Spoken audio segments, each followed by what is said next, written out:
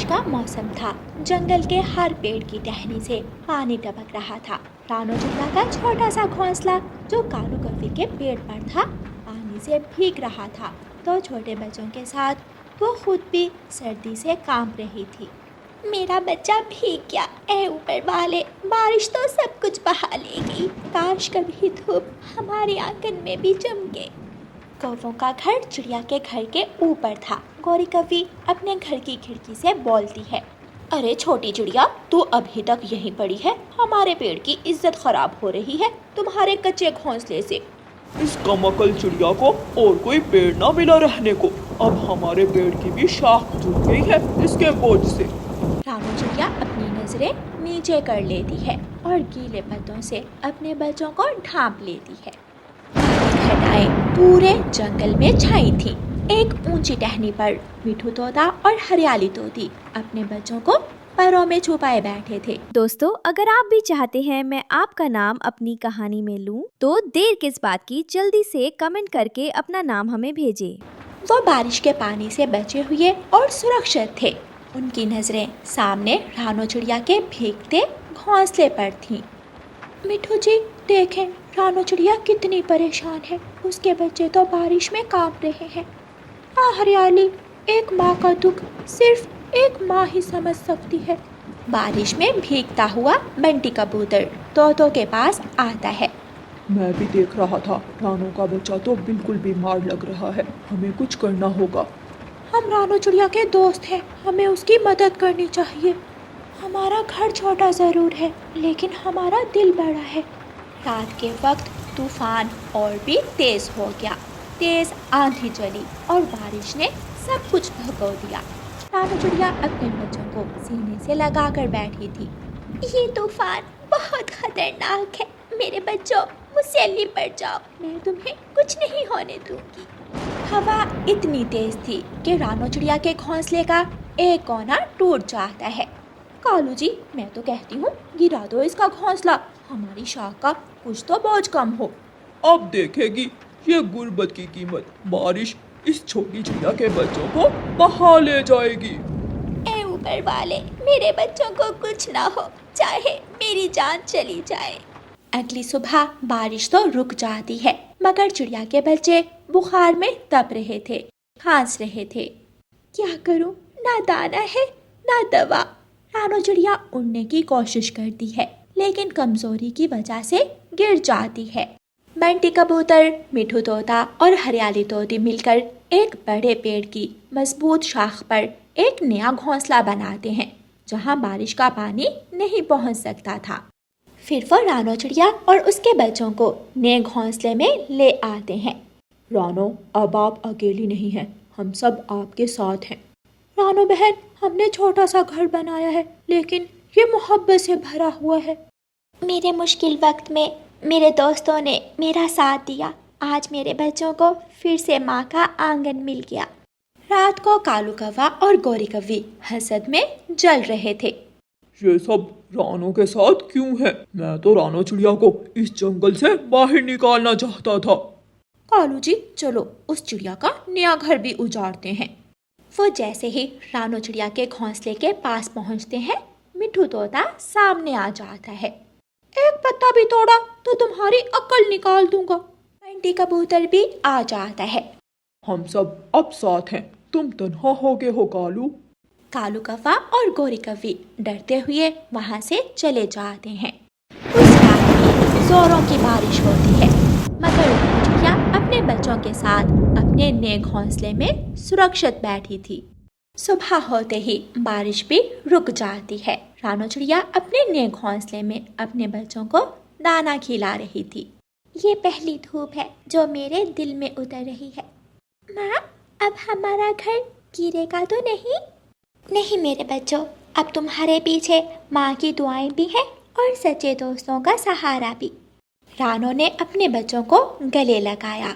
गुर्बत सब कुछ छीन सकती है, घर, सुकून, दाना, पानी, लेकिन अगर माँ की ममता हो और दोस्त सच्चे हों तो सबसे अंधेरी रात भी गुजर जाती है और सूरज फिर चमकता है। पेड़ों की डालें गुनगुना रही थी। रानो, अब तू अकेली नहीं है, प्यारे दोस्तों, इस कहानी को लाइक, अपने दोस्तों के साथ शेयर और चैनल को सब्सक्राइब करना बिल्कुल मत भूलना। आपका धन्यवाद। दूर एक हरे भरे जंगल में रानो चिड़िया नाम की एक गरीब लेकिन मेहनती माँ रहती थी। उसका पति कुछ अरसा पहले तेज बारिश में मर गया था। अब रानो चिड़िया अकेली थी अपने 2 अंडों के साथ।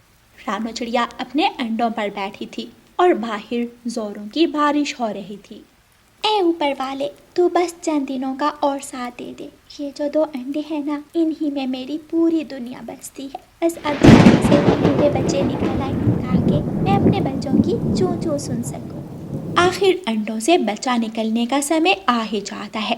रानो चिड़िया का एक अंडा फूटता है और उसमें से प्यारा सा बेटा निकलता है। मेरा प्यारा बेटा, मेरा कुकू। लेकिन चिड़िया का दूसरा अंडा अभी तक नहीं फूटा था। रानो चिड़िया अपने पुराने टूटे फूटे घोंसले में बैठी थी। बाहर बारिश हो रही थी, ठंडी हवा चल रही थी और पेड़ झूम रहे थे। तभी कुछ पड़ोसी पक्षी कालू कौवा, गोरी कौवी, तोता और तोती उड़ते हुए रानो चिड़िया के पास आते हैं। उफ रानो, तुम्हें कोई अकल है? ये अंडा तो सड़ चुका है, अभी भी इसे सीने से चिमटाए बैठी हो। ऐसे अंडों को तो फेंक देना चाहिए वरना बदबू फैल जाएगी। देखो तो इस बेचारी चिड़िया को, खुद बारिश में भीग रही है, ठंड में कांप रही है, लेकिन फिर भी एक मरा हुआ अंडा लेकर बैठी है। कितनी बेवकूफ है ये चिड़िया। लगता है गम ने दिमाग खराब कर दिया है इसका। चलो छोड़ो, हमें क्या। रानो तो कभी समझने वाली नहीं। ऐसी चिड़िया अपने ही गम में डूबी रहती है।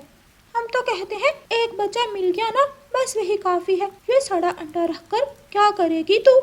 लेकिन रानो किसी की बात पर ध्यान नहीं देती। उसे विश्वास था कि अगर उसका प्यार सच्चा है तो शायद कोई चमत्कार हो जाए। 2 दिन गुजर गए लेकिन बारिश अभी भी नहीं रुकी थी। रात का समय था, बहुत तेज बारिश हो रही थी। आसमान बिजली से चमक रहा था, पेड़ झूम रहे थे। रानो चिड़िया का घोंसला बहुत कमजोर हो चुका था। अचानक एक जोरदार झोंका आया और रानो चिड़िया का घोंसला नीचे गिर गया। रानो चिड़िया अपना दूसरा अंडा बचा नहीं सकी। काश तू भी कुकू की तरह उड़ पाता, मैं तुझे भी गोद लेती, तुझे भी प्यार देती, लेकिन मैं तुझे बचा ना सकी। माफ करना मेरे बच्चे, माफ करना। अगले दिन रानो चिड़िया अपने टूटे हुए घोंसले के पास बैठी थी। तभी झाड़ियों से हल्की सी आवाज आती है, जैसे कोई हिल रहा हो। कौन है? कहीं कोई मुश्किल में तो नहीं? रानो चिड़िया झाड़ियों में झांकती है। वहाँ एक बूढ़ा उल्लू घायल पड़ा था। उल्लू बाबा, आपको तो बहुत ज्यादा चोट आई है, क्या किसी ने हमला किया? हाँ बेटी, शायद किसी शिकारी पक्षी ने मुझ पर हमला किया था। रानो चिड़िया उल्लू बाबा को पानी देती है। बाबा आप चिंता ना करें, मैं हूँ ना, मैं आपकी मरहम पट्टी करती हूँ। रानो चिड़िया ने बूढ़े उल्लू को पानी पिलाया, उनके जख्म साफ किए और उनके साथ बैठी रही, जैसे कोई बेटी अपने बाप की सेवा करती है। आजकल ऐसा खलूस कम देखने को मिलता है बेटी। तुमने जो किया इसका बदला मैं एक अनमोल तोहफे से दूंगा। ये लो, ये जादुई हीरा है। जादुई हीरा? बाबा ये क्या है? ये कोई आम हीरा नहीं। अगर तुम इसे हाथ में लेकर धीरे से रगड़ो तो तुम्हारी 3 इच्छाएं पूरी होंगी। मुझे तो बस एक छोटा सा घर चाहिए और मेरा टूटा हुआ अंडा। रानो चिड़िया ने पहली बार हीरा रगड़ा। आसमान से एक चमकता हुआ मजबूत घर आ गिरा। दूसरी बार रगड़ने पर वो टूटा अंडा दोबारा जुड़ गया और उसे एक खूबसूरत बच्चा निकल आया। रानो चिड़िया आखिरी बार हीरे को रगड़ती है और कहती है, मेरी आखिरी इच्छा ये है कि इस जंगल में कोई भूखा ना सोए। हर किसी के पास खाना हो, चाहे वो अमीर हो या गरीब, पक्षी हो या पशु, सबको बराबर का प्यार और रोटी मिले। वो रात रानो चिड़िया अपने सुंदर से घर में अपने बच्चों के साथ गुजारती है। वो खुद भी भोजन खाती है और अपने बच्चों को भी खिलाती है। अगली सुबह पूरे जंगल में एक अजीब मंजर था। जंगल के हर कोने में हरी घास उग गई। एक ही रात में पेड़, फल, सब्जियां और चश्मे निकल आए। रानो बेटी, तुमने तो पूरे जंगल की किस्मत ही बदल दी। तुम्हारी सच्चाई और मोहब्बत ने इस जगह को जन्नत बना दिया। मैंने कुछ नहीं किया पापा, ये तो सिर्फ एक माँ का प्यार था जो वो सबके साथ बांटना चाहती है। जंगल के सभी पशु पक्षी वहाँ जमा होने लगे। सब हैरत से एक दूसरे को देखने लगे। अरे, ये सब कैसे हो गया? ये सब कल तक तो नहीं था। लगता है ऊपर वाला हमारे जंगल पर मेहरबान हो गया है। रानो चिड़िया का घर तो हीरों की तरह चमक रहा है।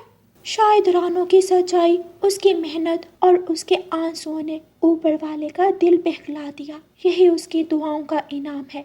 रानो अब अपने नए घर में अपने 2 बच्चों के साथ हंसी खुशी रहती है। उसका घर हीरों की तरह चमकता है, लेकिन सबसे खूबसूरत चीज उसका दिल है। प्यारे दोस्तों, इस कहानी को लाइक, अपने दोस्तों के साथ शेयर और चैनल को सब्सक्राइब करना बिल्कुल मत भूलना। आपका धन्यवाद।